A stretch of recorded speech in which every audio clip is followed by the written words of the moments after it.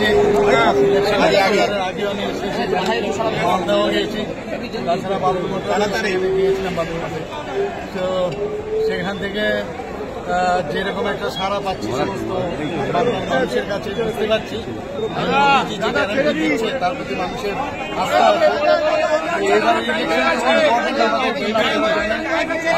লোকসভা নির্বাচন, এই নির্বাচন শুধু 5 বছরের জন্য নয়, মানে আগামী আমরা প্রধানমন্ত্রীজি বারবার বলছেন যে 1000 বছরে আমাদের কোন দিকে আমাদের ভারত যাবে তার নির্দেশ এবং নির্দেশিকা সেইগুলো তৈরি হবে। এর জন্য ইম্পর্টেন্ট খুব প্রয়োজন। আর বিশেষ করে বাংলার, যেটা আপনি একটু আগে বললেন যে জঙ্গলরা, সেটাকে অবশ্যই আমাদের মুক্ত করতে হবে।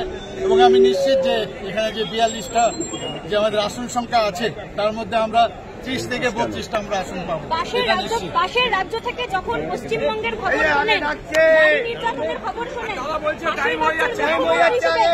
মুখ্যমন্ত্রী হিসেবে আপনার তখন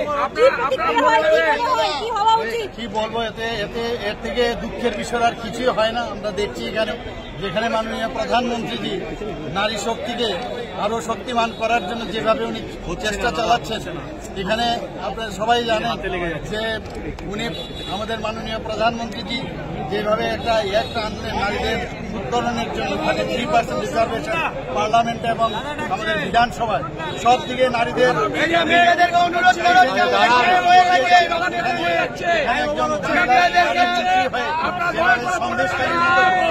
এবং বিভিন্ন সময়ে আমাদের সরস্বতীদের উপর আক্রমণ, এগুলো সত্যি অত্যন্ত দুঃখের বিষয়, পরিতাপের বিষয়।